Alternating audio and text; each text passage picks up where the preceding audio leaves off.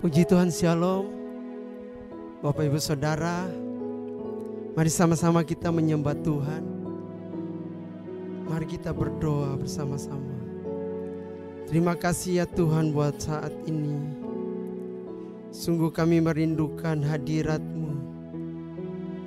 Izinkan kami umat-Mu masuk dalam hadirat, mengalami perjumpaan secara pribadi dengan Engkau. Terima kasih ya Tuhan, kami percaya Engkau selalu ada bersama dengan kami. Engkau selalu ada bersama-sama dengan umat. Terima kasih ya Bapa di sorga, di dalam nama Yesus kami berdoa dan mengucap syukur. Haleluya. Amin.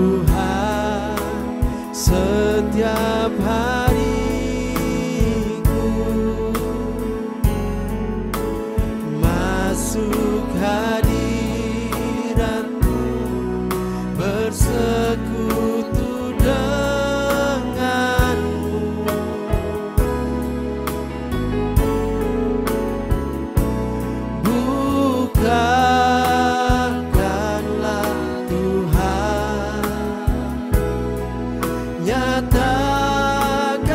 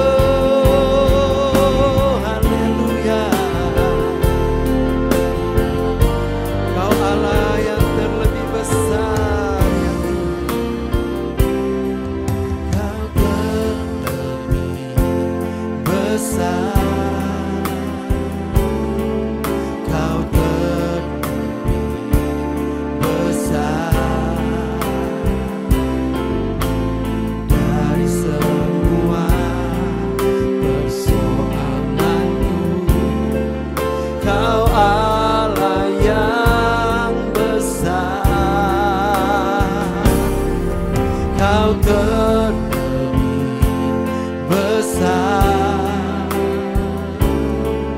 Kau terlebih besar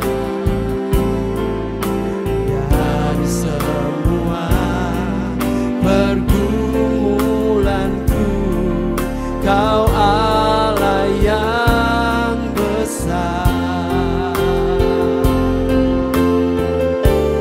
Haleluya. Kau terlebih besar, Kau terlebih besar dari semua persoalanku. Kau Allah yang besar, Kau terlebih besar, Kau terlebih besar. Amin.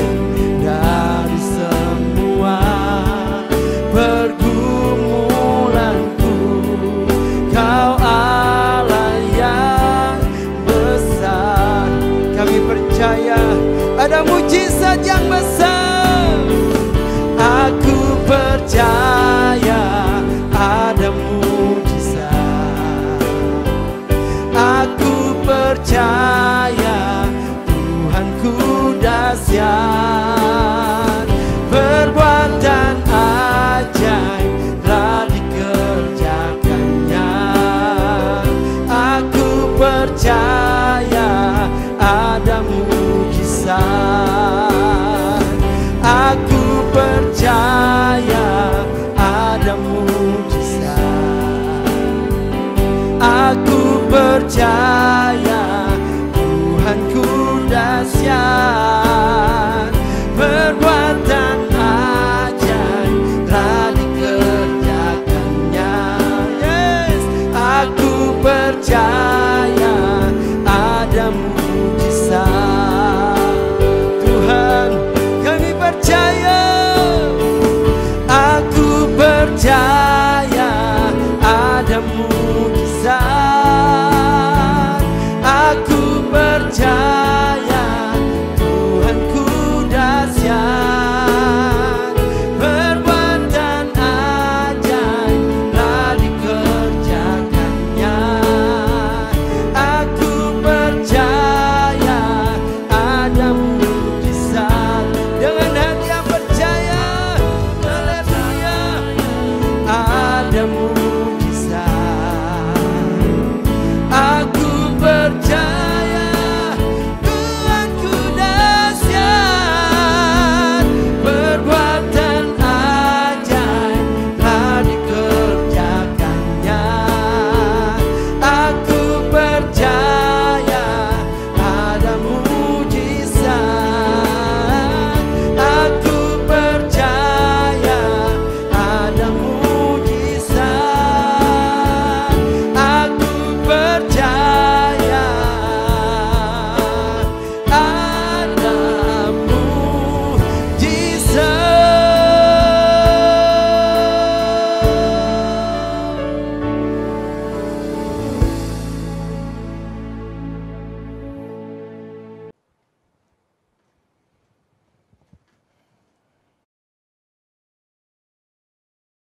Shalom, selamat malam saudara. Senang sekali kita bisa berjumpa lagi di dalam Mesbah Doa pada malam hari ini. Malam hari ini saya mau berbagi tentang kenapa sih orang bisa mengalami kepahitan dalam hidupnya. Tanpa kita sadari bahwa kepahitan, kekecewaan adalah bagian yang akan sering kita alami dalam kehidupan kita. Ada yang berpikir bahwa kalau dia melayani Tuhan, melayani pekerjaan Tuhan, dia luput dari kepahitan. Enggak juga. Sebab saya menjumpai ada begitu banyak hal-hal yang bisa membuat orang menjadi kecewa. Tapi malam hari ini berita baik yang saya ingin sampaikan kepada saudara, bahwa kita bisa bebas daripada kekecewaan atau pahit hati itu. Nah, orang bisa pahit hati karena berbagai alasan yang biasa berkaitan dengan pengalaman hidup yang menyakitkan. Berikut ini adalah beberapa penyebab. Tentunya kita harus mengetahui penyebab-penyebab sebelum kita dipulihkan, sebelum kita mengalami kebebasan daripada kekecewaan itu sendiri, maka kita perlu mengenali dulu penyebab-penyebab yang membuat kita menjadi orang yang kecewa atau pahit kehidupan kita. Yang pertama, bicara tentang harapan yang tidak terpenuhi. Nah, saudara, saat seseorang memiliki harapan yang besar terhadap orang lain, ya misalnya keluarga, pasangan, teman, atau atasan kita, tetapi harapan itu tidak terwujud, maka akan timbul kekecewaan.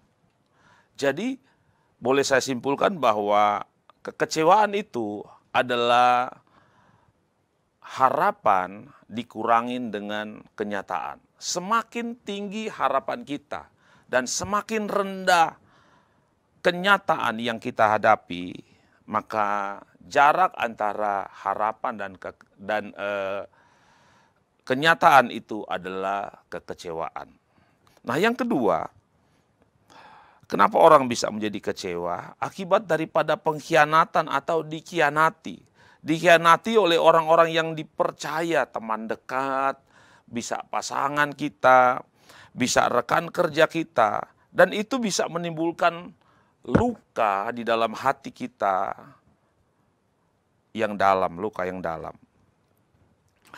Saya berikan contoh, misalnya ada orang yang mungkin saudara tolong bertahun-tahun, tetapi malah memfitnah atau menjatuhkan kehidupan kita. Nah, yang ketiga, kenapa orang bisa mengalami kekecewaan atau pahit hatinya? Karena perlakuan yang tidak adil. Merasa diperlakukan tidak adil dalam hubungan, di dalam pekerjaan, atau di masyarakat bisa membuat seorang merasa diremehkan. Bahkan itu bisa membuat orang mengalami kekecewaan. Misalnya dia dipecat tanpa alasan yang jelas, bisa membuat orang menjadi kecewa. Perlakuan-perlakuan yang tidak adil dari mungkin rekan-rekan kita, itu bisa membuat orang-orang itu menjadi kecewa. Yang berikutnya, orang bisa menjadi kecewa karena ada luka masa lalu atau dikatakan sebagai trauma. Pengalaman masa kecil yang sering dilecehkan, suka diabaikan, diperlakukan tidak adil atau dibuli, itu bisa membuat seseorang mudah tersakiti atau mudah untuk menjadi kecewa. Akibatnya dia akan banyak curiga. Curiga dengan siapa saja, curiga dengan rekan kerja, curiga dengan pasangan, curiga dengan atasan, dan lain sebagainya. Yang berikutnya, yang kelima, kenapa orang bisa mengalami kekecewaan? Karena dia kehilangan atau mengalami kegagalan yang besar. Contohnya misalnya dia kehilangan orang yang dia cintai. Dia mengalami kegagalan di dalam karir. Dia mengalami kegagalan di dalam usaha dan bisnis. Dia mengalami kebangkrutan. Bisa juga membuat orang itu menjadi kecewa. Akhirnya orang itu menjadi pahit terhadap kehidupan. Nah, kenapa kita perlu mempelajari akibat-akibat daripada kekecewaan ini? Akibat daripada orang bisa menjadi kecewa. Karena pada akhirnya kalau kita membiarkan kekecewaan itu atau pahit hati itu ada di dalam kehidupan kita, pada akhirnya kita akan menjadi kecewa kepada Tuhan.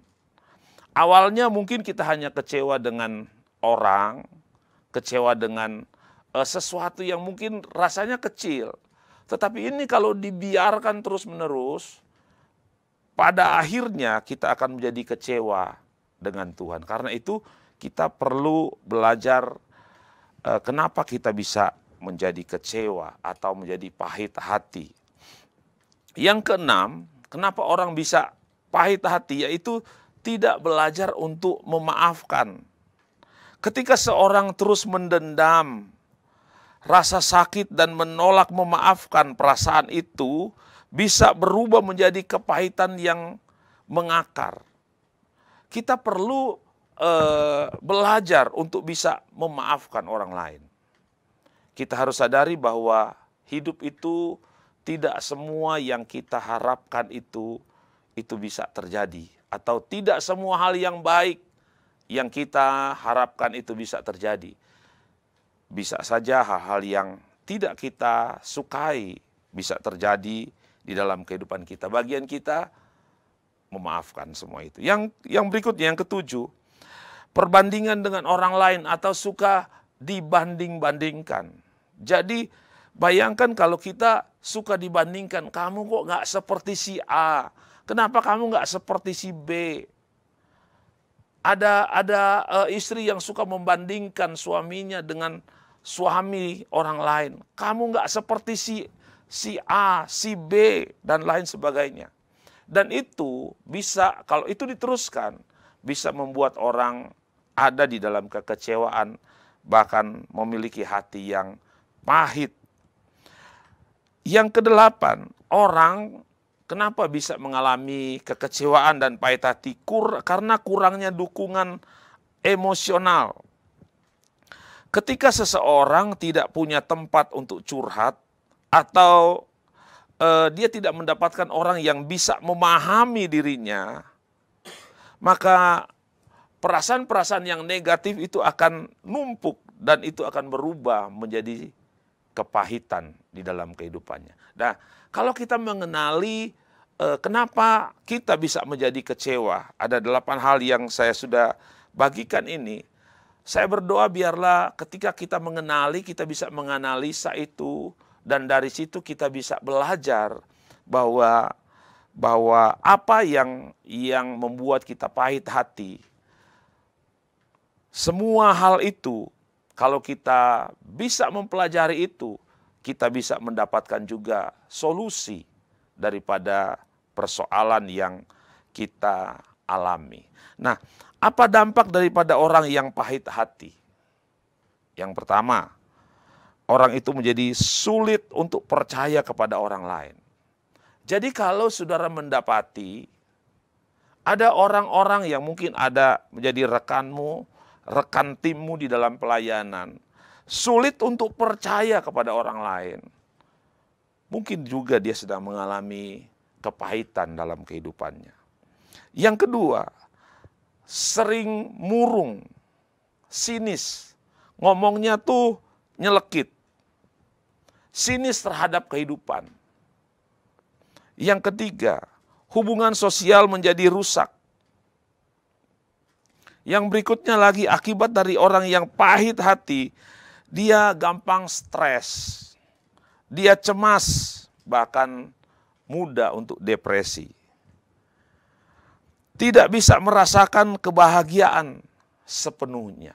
Jadi bayangkan, hanya dimulai dari pahit hati, ini bisa berakibat kepada banyak hal. Bayangkan saudara, kalau saudara pasanganmu memiliki ciri-ciri seperti ini.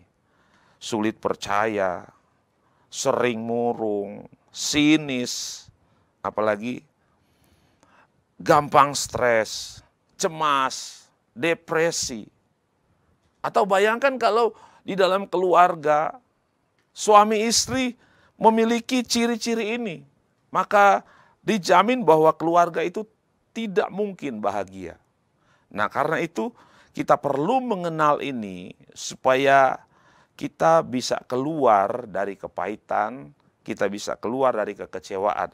Dan saya berdoa malam ini, biarlah sharing saya bisa menolong saudara, bisa membantu saudara untuk kita sama-sama belajar bagaimana sih kita bisa bebas dari yang namanya kepahitan dan kekecewaan. Sebab hati yang pahit itu bisa sembuh Pahit hati bukan sifat permanen. Itu adalah reaksi terhadap luka, bukan identitas kita. Jadi kalau mungkin saudara sudah mengalami atau punya ciri-ciri seperti yang saya katakan tadi, sulit percaya dengan orang lain, sering murung, stres, depresi, cemas, mungkin engkau mengalami pahit hati yang dalam. Tapi dengar baik bahwa pahit hati bukanlah sifat yang permanen.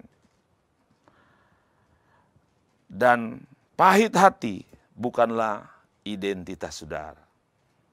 Bahagian kita adalah kita percaya bahwa Tuhan bisa menyembuhkan kehidupan kita. Kepahitan seperti racun yang kau minum dengan harapan orang lain yang keracunan. Jadi kalau kita pahit, sebenarnya kita seperti orang yang sedang minum racun, tapi kita berharap orang lain yang mati. Oleh karena itu, berhenti untuk pahit hati. Tapi mungkin ada yang bertanya, gimana caranya saya bisa keluar dari kepahitan itu? Sebab bebas dari kepahitan bisa diartikan sebagai keadaan di mana seseorang telah melepaskan perasaan negatif seperti dendam, sakit hati, kekecewaan yang biasa muncul. Itu kalau dia bisa melepaskan itu semua, itu namanya dia bebas dari sakit hati. Nah, bagaimana supaya kita lepas dari semua itu? Yang pertama, kita perlu memaafkan. Memaafkan di sini kalau dalam bahasa Alkitab memakai kata mengampuni. Mengampuni. Yang pertama, siapa yang harus kita ampuni? Yang pertama, kita harus belajar mengampuni diri kita sendiri. Harus belajar mengampuni diri kita sendiri. Terkadang banyak orang kita jumpai bahwa bukan orang lain saja yang mengutuki dirinya, tetapi dirinya sendiri banyak mengutuki hidupnya sendiri. Nah, hari ini biarlah kita belajar untuk memaafkan atau belajar untuk mengampuni. Matius pasal yang ke-6 ayat yang ke-12 dikatakan demikian. Dan ampunilah kami akan kesalahan kami seperti kami juga mengampuni orang yang bersalah kepada kami. Ini adalah bagian daripada doa Bapa kami. Yesus mengajar, kalau kita pengen supaya hidup kita diampuni oleh Tuhan, maka kita harus belajar mengampuni orang yang bersalah kepada kita. Diulang lagi di dalam ayat yang ke-14. Ayat 14 bilang begini. Setelah Tuhan Yesus, dia bicara tentang doa Bapa kami, ampunilah kami seperti kami sudah mengampuni orang. Jangan membawa kami dalam pencobaan. Lepaskan kami daripada yang jahat. Karena Engkau yang punya kuasa, kekuasaan sampai selama-lamanya. Dan dikatakan di ayat 14, Yesus mengulang lagi. Karena jikalau kamu mengampuni kesalahan orang, Bapamu yang di surga akan mengampuni kamu juga. Artinya, kita hanya bisa diampuni oleh Tuhan kalau kita belajar untuk mengampuni orang yang bersalah kepada kita. Kalau kita tidak mau, ayat 15 bilang begini. Tetapi jikalau kamu tidak mengampuni orang, maka Bapamu juga tidak akan mengampuni kesalahanmu. Jadi, untuk kita lepas dari kepahitan, kekecewaan, hal yang pertama yang harus kita belajar adalah belajar untuk memaafkan. Atau di dalam bahasa Alkitab, belajar untuk mengampuni. Pak Wiryo pernah bersaksi, ada seorang yang mengalami sakit kanker. Dan di masa-masa penderitaannya, gembala kita mendoakan beliau. Dan gembala mengajak dia untuk, ibu harus belajar mengampuni. Dia bilang, semua orang di dunia ini sudah saya ampuni. Kecuali yang satu ini. Siapa dia? Suaminya.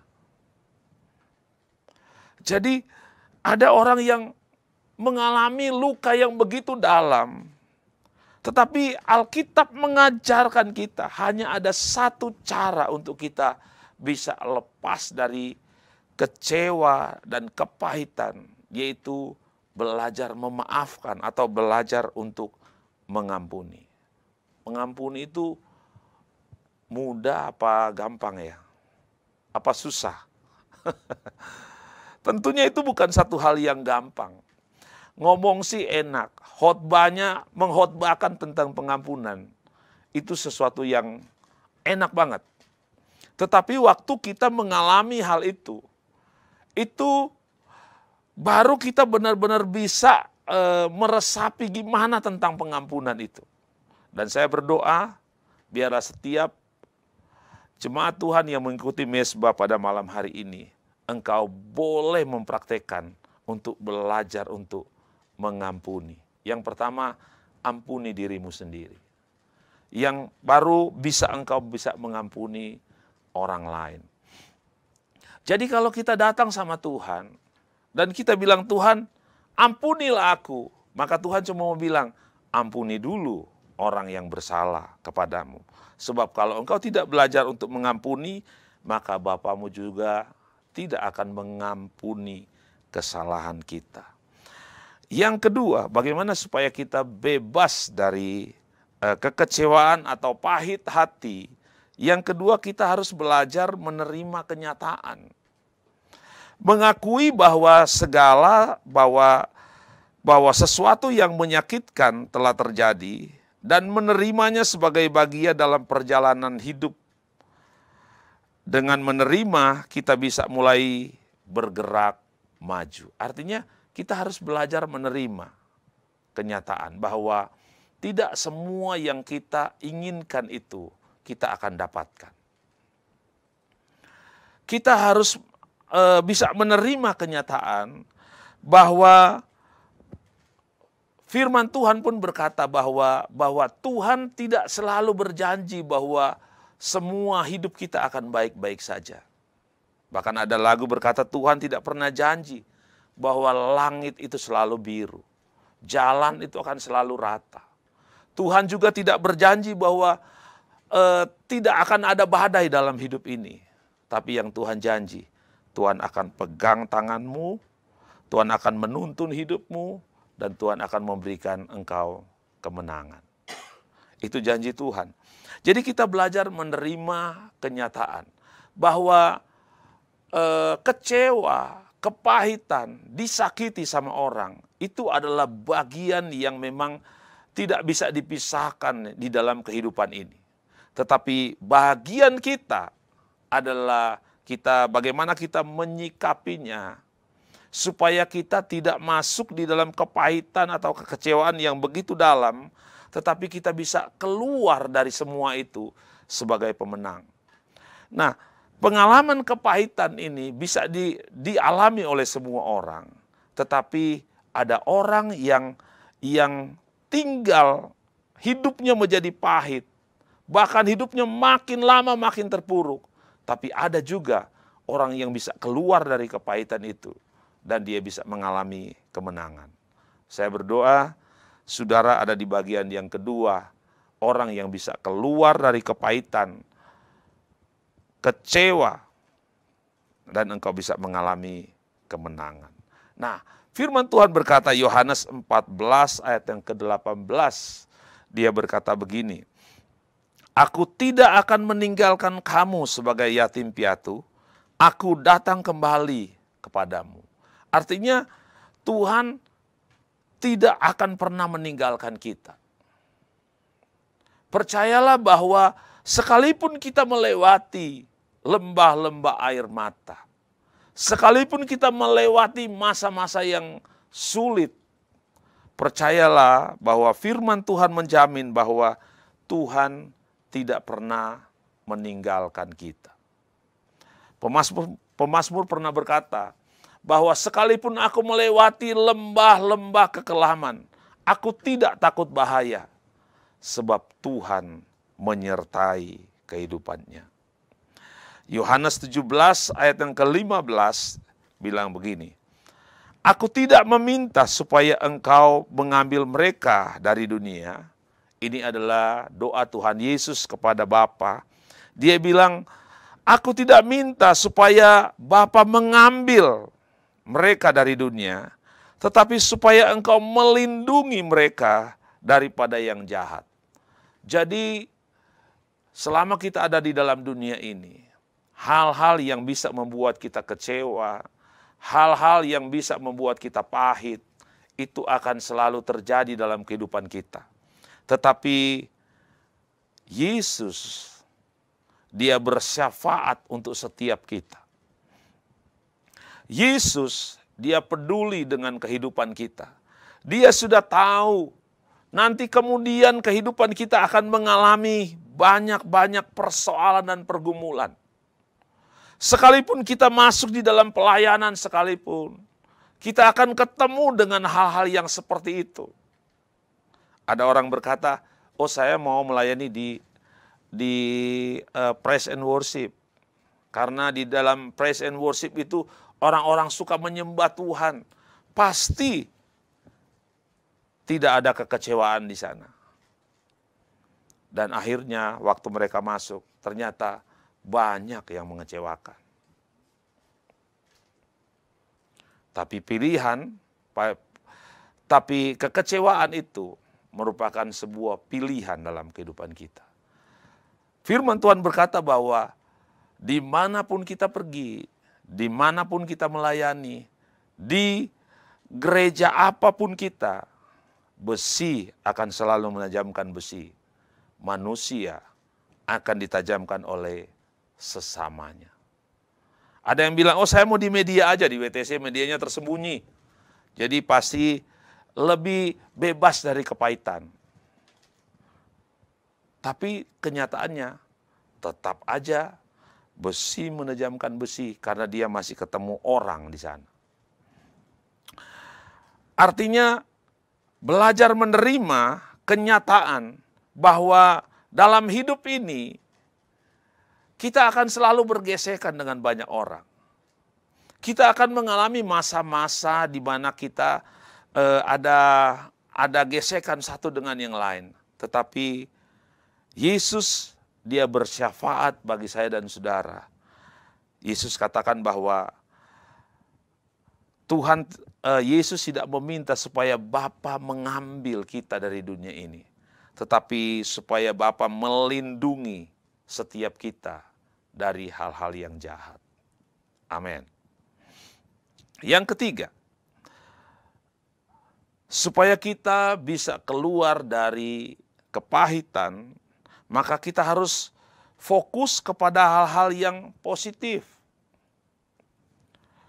Alihkan perhatian kita dari rasa sakit ke hal-hal yang memberi makna dan kebahagiaan. Seperti misalnya hubungan yang baik, hobi yang menyenangkan bagi kita, atau tujuan kita. Sebab seringkali rasa sakit itu terjadi karena Tuhan sedang membawa kita kepada destiny yang Tuhan sudah tetapkan dalam kehidupan kita. Jadi kadang-kadang rasa sakit itu karena memang Tuhan sedang memperkenalkan pribadinya buat hidup kita. Selama ini mungkin kita hanya tahu dia sebagai penebus, tetapi waktu kita dalam keadaan sedih, dia sedang memperkenalkan dia sebagai penghibur. Waktu kita dalam keadaan sendiri, Tuhan sedang perkenalkan dirinya sebagai penghibur. Jadi, mari kita fokus kepada hal-hal yang positif. Nah, yang keempat, belajar bersyukur. Melatih rasa syukur, membantu menggeser fokus dari kekurangan atau luka ke hal-hal yang baik yang masih kita miliki. Jadi, fokus kepada hal-hal yang baik. Jadi jangan hanya fokus kepada hal yang tidak baik. Nah, yang kelima, berbicara atau menulis, mengucapkan perasaan, entah mulai curhat ke orang lain, ya konseling, atau menulis, bisa membantu melepaskan beban dalam batin kita. Nah, karena itu care cell bisa menjadi tempat untuk saudara bebas dari kekecewaan.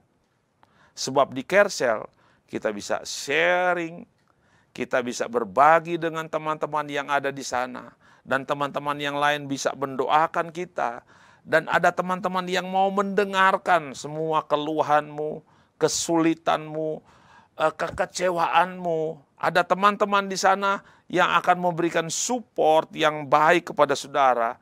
Karena itu pastikan saudara ada di dalam care cell.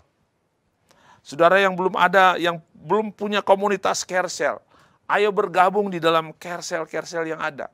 Sebab di dalam care cell engkau bisa bebas daripada kekecewaan.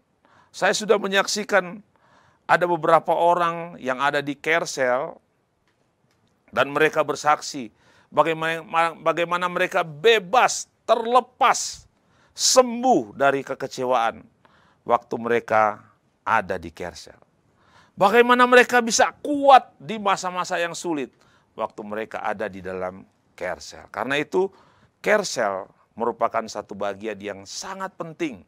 Kalau saudara belum masuk di dalam care cell, ayo bergabung, cari care cell yang terdekat rumah saudara, dan saudara bergabung di sana.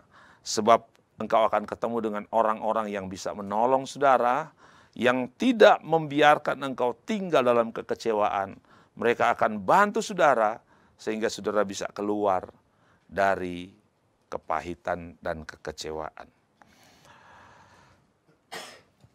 Nah, yang berikutnya, bagaimana kita bisa keluar dari kekecewaan? Memberi waktu. Nah, penyembuhan butuh waktu. Tidak apa-apa engkau merasa sedih dan marah selama prosesnya. Tetapi kita tidak boleh terjebak terus-menerus di dalam keadaan itu. Orang bisa menjadi kecewa, oke. Orang bisa merasa sedih, benar. Tetapi kita harus belajar untuk tidak terus-menerus tinggal di dalam kekecewaan itu. Atau bahasa sekarang katakan harus move on. Belajar untuk bangkit lagi. Ayo coba lagi. Maka saya percaya kita pasti bisa berhasil. Nah, yang ketujuh berbicara tentang spiritualitas atau refleksi batin. Nah, orang bisa bebas dari pahit hati kalau dia mulai memperhatikan hal-hal yang rohani. Nah, gembala kita, Pak Wiryo, pernah cerita bagaimana beliau bisa lepas dari luka-luka batin, kekecewaan yang begitu dalam yang terjadi di masa lalu kehidupan beliau. Bagaimana beliau bisa merilis semua luka dan kekecewaan itu di dalam penyembahan kepada Tuhan. Nah, saya percaya kalau gembala kita bisa mengalami itu, merilis semua rasa sakit hati, kecewa, luka-luka batin dalam hadirat Tuhan di dalam penyembahan, maka saya percaya setiap kita juga bisa. Amin. Setiap kita bisa. Oleh karena itu, penyembahan di dalam gereja ini merupakan hal yang sangat-sangat penting. Lagu boleh berganti, lagu-lagu yang baru boleh bermunculan, tetapi ada satu yang nggak bisa diubah di dalam gereja ini, yaitu penyembahan kepada Tuhan. Oleh karena itu, kalau Bapak, Ibu, Saudara sekalian, kalau kita diajak untuk menyembah Tuhan, itu bukan hanya sekedar, WTC itu ya begitu, bukan. Tetapi sebenarnya Melalui penyembahan, sebenarnya Tuhan sedang menyembuhkan batinmu. Melalui penyembahan, Tuhan sedang menyembuhkan hatimu. Tuhan sedang membebaskan engkau dari luka-luka dan kekecewaan yang pernah terjadi dalam kehidupanmu. Oleh karena itu, jangan tinggalkan penyembahan. Latih dirimu untuk tetap menyembah Tuhan. Sebab penyembahan bisa menjadi tempat untuk kita merilis semua luka, sakit hati kita di dalam hadirat Tuhan.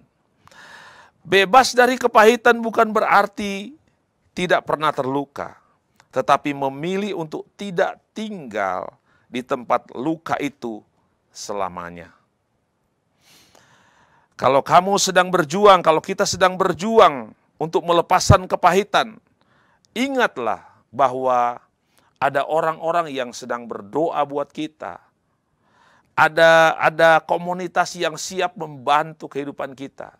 Ada gereja yang memfasilitasi saudara untuk saudara masuk di dalam penyembahan lebih dalam lagi supaya engkau terbebas, disembuhkan di dalam hadirat Tuhan.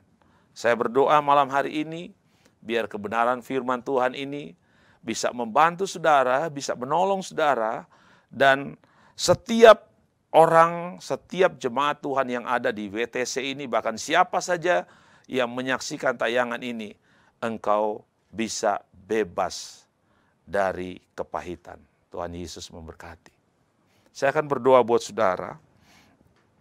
Saudara yang mungkin merasa engkau dalam keadaan yang terluka, engkau kecewa, hatimu mungkin pahit karena perlakuan-perlakuan orang di sekitar saudara, atau pengalaman-pengalaman masa lalu saudara. Setelah saudara mendengarkan, mengikuti mesbah doa malam hari ini, saya berdoa saudara bisa dibebaskan dan disembuhkan. Engkau boleh angkat tangan di hadapan Tuhan, dan saya akan berdoa buat saudara. Terima kasih Tuhan. Tuhan lihat tangan-tangan yang terangkat malam hari ini. Mereka yang mengalami kepahitan, mereka yang mengalami kekecewaan. Ada sakit yang mendalam dalam kehidupan mereka. Malam hari ini Tuhan Yesus, biar engkau menyembuhkan mereka. Bahwa umat-umat Tuhan bukan hanya mendengar, tetapi mengalami Tuhan dalam kehidupan mereka. Setiap kali mereka datang menyembah Tuhan, biarlah mereka bisa merilis semua perasaan sakit mereka, luka, kekecewaan yang ada di dalam hidup mereka. Karena itu kami berdoa malam hari ini Tuhan, biar mesbah doa ini Tuhan merupakan satu sarana Tuhan menyembuhkan umat-umat Tuhan.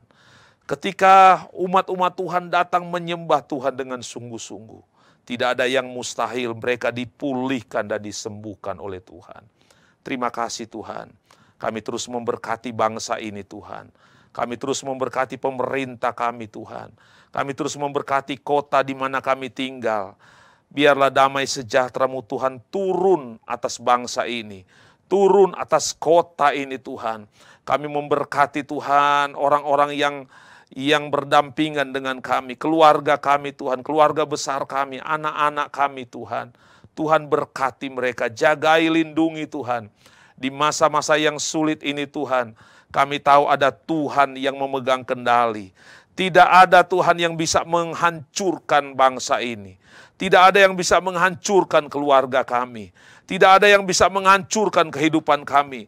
Sebab kami punya pengharapan di dalam Tuhan. Waktu yang lalu kami bisa terluka. Waktu yang lalu kami bisa kecewa. Tapi malam hari ini Tuhan kami dipulihkan dan disembuhkan oleh Tuhan. Terima kasih Tuhan Yesus. Kami mengucap syukur buat malam ini Tuhan. Dan kami mau terima berkat Tuhan. Diberkatilah hidupmu, diberkati keluargamu, diberkati setiap usaha dan pekerjaanmu. Berkat dari Allah Bapa, cinta kasih sayang dari Tuhan Yesus, persekutuan yang manis dengan Allah Roh Kudus, senantiasa memberkati umat-umatmu mulai malam hari ini, sampai Maranatha bahkan sampai selama-lamanya.